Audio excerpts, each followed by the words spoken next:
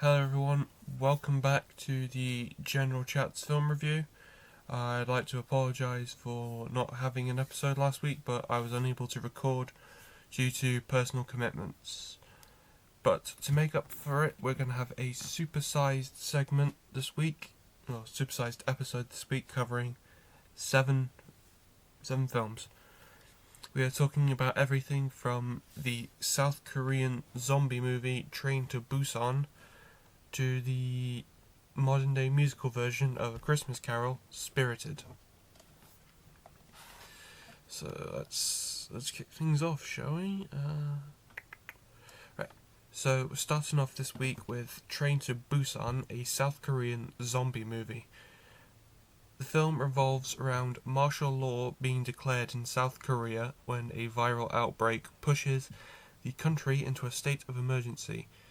However, the people on an express train to the city of Busan, a supposedly safe city, must fight for their own survival. Now, I found that this movie is a perfectly crafted movie, something you don't typically see with American movies in the same genre. It has an indie movie feel, like the Best Picture winner Parasite, but the camera work makes every scene feel so really big, very expansive. The script's writing and the cast performances just elevate the movie by giving us characters that are complex and that we can come to care about over the course of the movie. It also shows us how emergency situations like this bring out both the best and the worst in people. We really need more films like this. If every movie set the bar this high, then the bar would continue to get raised to the point where every film is a masterpiece. But then I guess if every film was a masterpiece, we wouldn't be able to tell the good from the truly great. So I gave this film 5 stars out of 5.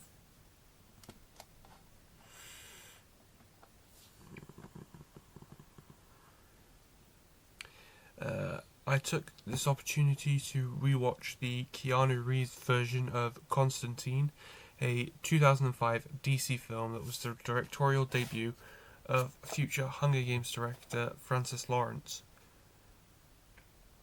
The film is about John Constantine, who is a reluctant exorcist whose soul is damned to hell, and he finds himself having to team up with a skeptical LAPD detective in order to find out a supernatural conspiracy behind a suicide personal to the detective. Now, I think that there's some interesting stuff in this film. Keanu feels like he's trying his best to embody the character.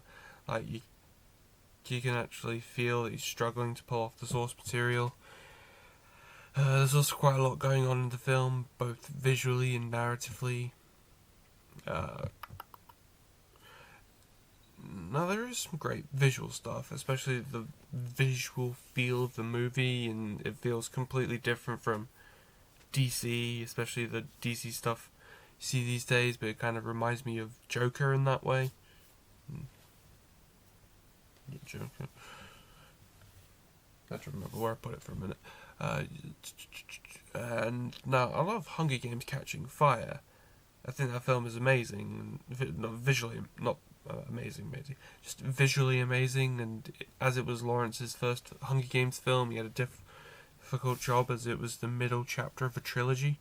But Constantine's directing style just feels very unpolished and unoriginal. There's just so much chaos going on in this film that everything gets muddled. Don't get me wrong, it's an enjoyable watch. It's just there's chaos in this that it can't unpack. I've seen this film twice, and I'm still trying to work out if Shia LaBeouf's cab driver character Chaz is even needed in the film. So I gave this 3 stars out of 5.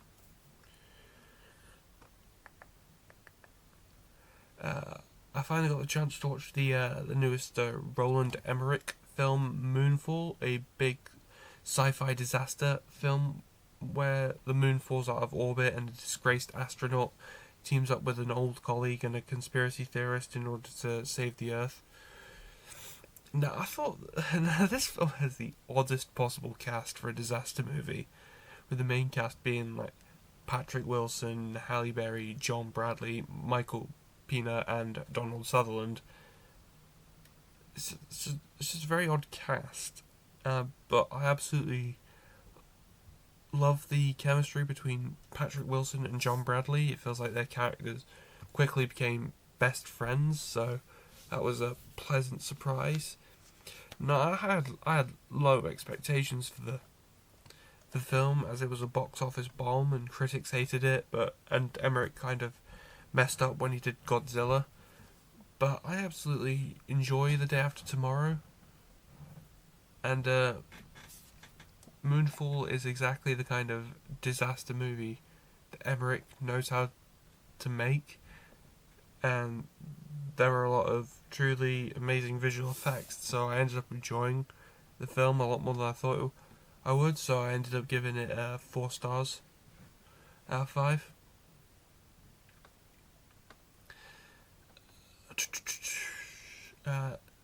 This year, Blumhouse decided to make a new adaptation of one of Stephen King's masterpiece works, Firestarter.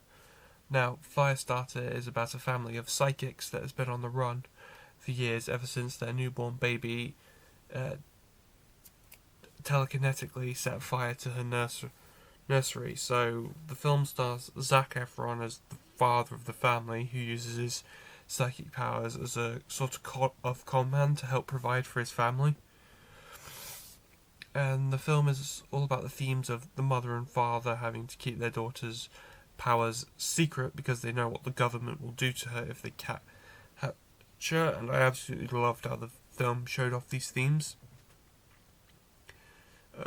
Overall, with the film, it has decent CGI and child acting, both of which we have seen better of before in Blumhouse movies and horror movies in general. But what really kills the film is the fact that the script is really flat, and the soundtrack and the music of the film fails to build and keep tension there throughout the film. So scenes where you're supposed to be feeling massively tense just end up not happening because the wrong music track is playing during the scenes, which actually was a problem with Doctor Strange in the Multiverse of Madness. So I gave this film 2.5 stars out of 5. I can't make it 2.5. Next up is the newest Jordan Peele movie, Nope. Another thriller film starring Daniel Kaluuya as the inheritor of a Hollywood horse ranch who tries to raise money for the ranch by teaming up with his sister to capture definitive proof of extraterrestrial life. Now, Peele's previous directorial efforts have been horror movies, and whilst this is technically classified as a horror movie, it's definitely not. It's nothing. There's no tension. There's no horror. It's just not horrifying. The visual look of the movie is excellent, taking full advantage of the IMAX cameras they are using for the film, and the Western ranch aesthetic really brought something new to the film that we haven't previously seen in horror movies before. Well, I say that, I'm just thinking of the Forever Purge. Just reminded me of that. Even though I don't consider Nope to be a horror film. I felt Daniel Kaluuya gave quite a layered performance as the lead character, transitioning from being like a very blunt and emotional character to showing emotions and whatnot, sometimes even within the same scene. However, I noticed that the quality of the film's script was shockingly bad. Like, there was no pace or build-up or tension throughout the film. There was just no energy, and it didn't feel like Peele was even trying. Plus, I noticed that Steven Yeun who was one of the 3 principal cast members, but his scenes and the flashbacks relating to his character's backstory were completely inconsequential to the film's story. Like, you could completely cut out all of his scenes except for like a brief cameo when the spaceship descends, and it would vastly improve the quality of the movie. But I guess if anyone had fears that Jordan Peele can't replicate the kind of whiz-bang success that he had with Get Out, his directorial debut, so this movie just kind of confirms those fears, because Us wasn't really that well received, and it was an alright film. Just Get Out, not Get Out, Nope. It's just not there. Even though I find Get Out to be very overrated. I gave this film 2.5 stars out of 5. I didn't have high expectations for it, but then I'm still massively disappointed. This could have been so much better. This week I rewatched the original 1978 Halloween film, this being the first time on Blu-ray. I'm not going over there to get it. This movie stars Jamie Lee Curtis in her breakout role as iconic horror movie heroine Laurie Strode as she gets hunted by escaped killer Michael Myers on Halloween night.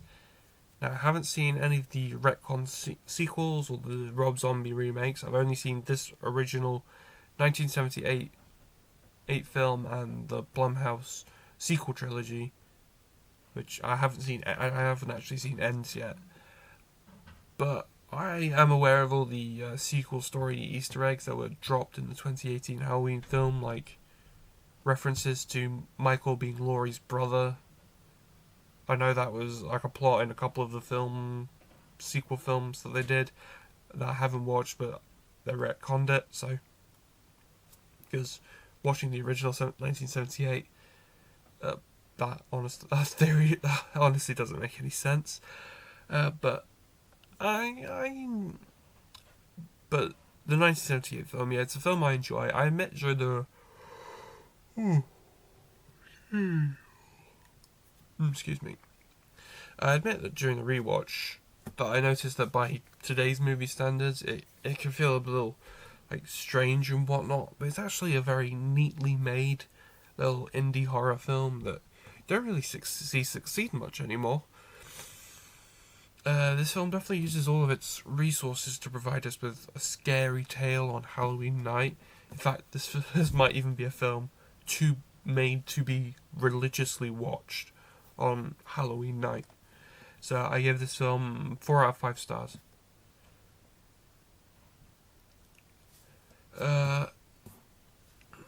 Now the final offering I have for you today is the brand new Christmas movie musical Spirited, starring Will Ferrell and Ryan Reynolds, now streaming on Apple TV+. This movie is a modern-day retelling of A Christmas Carol and revolves around the ghost of Christmas Present having a crisis of identity after picking the wrong Scrooge.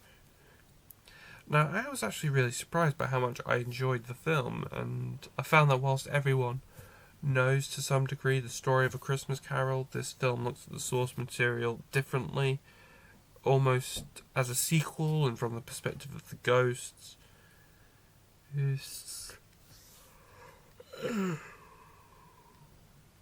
And the film provides emotional anchors throughout the film, so you don't lose sight of what's at the heart of the movie.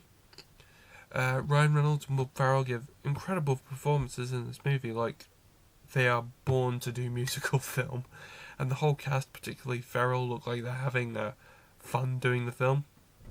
I did notice a couple of dodgy CGI mistakes, but overall, this is a surprisingly fun and incredible film. I gave it 4.5 stars out of 5. That's all I have for this week. Now, I've done some thinking and decided that it's best for the release schedule of the General Chat's film review that it switches to being an episode every fortnight, alternating it with the Anime Chats podcast. This is to allow enough reviews to build up and collect to leave enough content for me to talk about an episode, because we're about to hit the 15-minute mark, which is where I want to sort of be with my episodes, not like 5-10 minutes. So yeah, thanks for watching. Be sure to tune in next week for the premiere episode of the Anime Chats podcast. I'm working really hard on trying to actually bring that to you guys. It's been in the works a few weeks, but kept having to delay it. So yeah, and then the week after next. So next week is the 2nd of December. So it'll be after that, the 9th of December, that I do a brand new episode of the film review. Alright. Alright. Thank you guys for watching. Bye bye.